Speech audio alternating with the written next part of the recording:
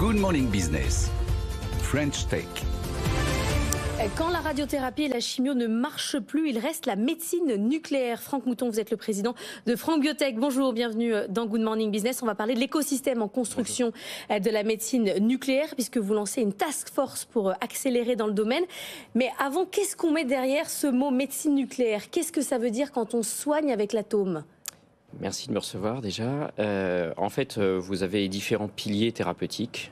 Vous l'avez mentionné, il y a la chirurgie, la radiothérapie externe, la chimio et les immunothérapies. Et puis vous avez maintenant ce quatrième pilier qui est la radiothérapie interne vectorisée. Elle consiste en quoi en fait, cette radiothérapie interne vectorisée?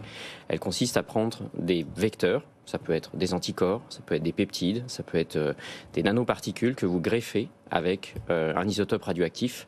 Et en fait, c'est de la médecine de précision. Ce vecteur va aller cibler les cellules tumorales et l'énergie du radioisotope va être délivrée exactement à l'endroit où il y a la tumeur. Mais c'est pas forcément des rayons, ça peut être ingéré ou... En fait, on injecte, effectivement, on administre au patient ce vecteur avec l'isotope. Et en fait, il va se localiser dans la tumeur, se concentrer dans la tumeur, et c'est là où l'énergie va être déployée pour pouvoir détruire la tumeur. Donc on détruit la tumeur là où il y a effectivement les cellules ciblées par ce vecteur.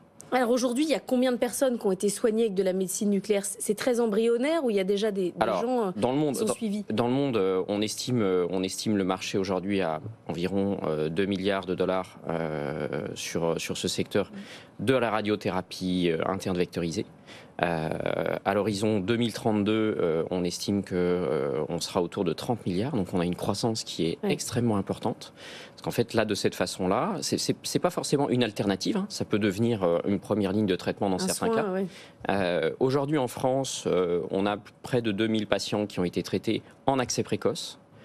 Vous savez que la France est le seul pays à pouvoir proposer des accès précoces, c'est-à-dire pendant le développement, de pouvoir avoir en fait une collecte de données d'un côté en vie réelle et de l'autre côté d'avoir la génération d'un premier chiffre d'affaires, d'un premier modèle d'affaires pour ces radiothérapies interventionnelles vectorisées, internes vectorisées. Et donc, vous voyez que c'est quelque chose qui est en plein essor. Et on a choisi effectivement de mettre en place cette task force qui réunit le soin, la recherche, la formation, les autorités de santé et autorités industrielles, et les industriels.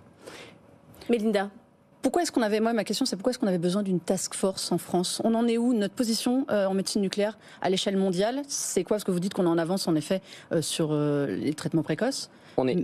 Alors, effectivement, on a vraiment besoin de structurer une filière, c'est-à-dire une filière de soins, une filière de formation, pour pouvoir mettre en œuvre. Alors la France était effectivement un pays qui était, on va dire, sur la population sensibilisée à l'atome. Néanmoins, concernant la médecine nucléaire, on n'est pas du tout en avance sur la filière, c'est-à-dire filière soins. Il faut des infrastructures. Vous imaginez bien que administrer ce type de produit nécessite des infrastructures particulières, des gens qui sont formés à les utiliser. Également pour les industriels d'avoir des filières de transport, des filières d'administration, des filières de purification, des filières de fabrication.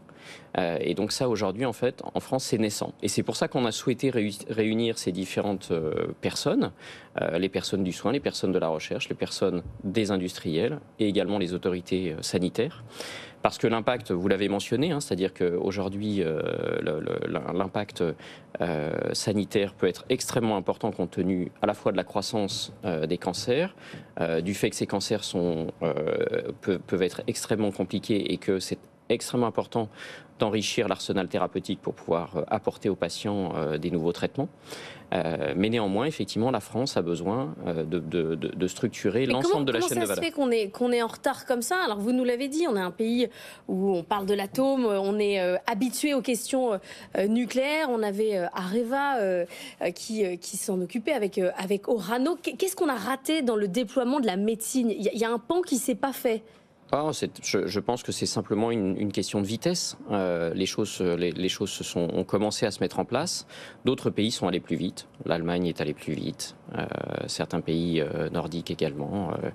Donc c'est simplement des infrastructures qui sont nécessaires à mettre en place. Donc c'est des moyens qui doivent être alloués. Et c'est aussi l'objet de cette task force, c'est de pouvoir à la fin de l'année 2024 de pouvoir proposer. C'est toujours le même. De pouvoir proposer en fait au gouvernement un certain nombre de mesures qui permettrait d'accélérer le déploiement à la fois sur les infrastructures de soins, sur la formation, et également les capacités industrielles. Le gouvernement, il n'a plus de sous, il le dit à peu près tous les jours, ce qui veut dire que c'est vers les financements privés qu'il va falloir se tourner. Et là, vous êtes face à une compétition ardue de l'ensemble des startups et de l'intelligence artificielle qui n'en peut plus de lever des fonds. Comment vous allez pousser le projet ? Sur le soin et la formation, ça sera forcément des arbitrages, on est bien d'accord. Mais en fonction du potentiel à la fois sanitaire et économique, l'État fera effectivement, et c'est pour ça qu'on souhaite lui proposer un certain nombre de mesures pour qu'il puisse en étant éclairé, faire ses choix.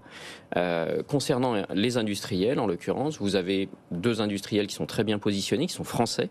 Adacap, qui a été racheté par Novartis France, et également Oranomed, vous l'avez mentionné, qui fait partie de la filière nucléaire française et qui dispose aujourd'hui d'outils thérapeutiques qui sont extrêmement performants. Et puis vous en avez d'autres en préclinique aussi. Vous avez Oncodesign, par exemple, qui est en train de se positionner en préclinique sur ces aspects-là. Donc on a le début, effectivement, d'une filière qui se met en place. Évidemment, vous l'avez mentionné, sur les financements privés concernant les industriels, ce sera clé.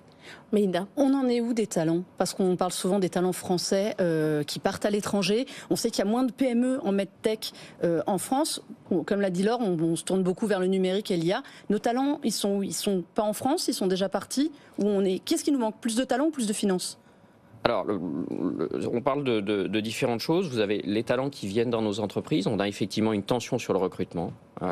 Donc là, effectivement, et ça fait partie des choix qui ont été portés par France 2030 dans un dispositif qui s'appelle Compétences et métiers d'avenir, où là, on a enrichi effectivement la capacité française de disposer d'ingénieurs, scientifiques, techniciens, etc., pour pouvoir répondre à cette demande. Après, évidemment qu'il y a un certain nombre de talents qui choisissent d'autres pays parce que les conditions effectivement de déploiement sont facilitées. On commence à en voir revenir, donc ça c'est des bonnes nouvelles. Ça veut dire qu'effectivement les choix qui ont été portés à travers France 2030, le dispositif Tibi, donnent beaucoup plus d'air sur le territoire français et donnent cette capacité à pouvoir retenir nos talents. On reste optimiste, la France a tout pour réussir. On reste sur cette baseline. Merci beaucoup Franck Mouton, président de France Biotech, d'être venu parler avec nous. Médecine nucléaire.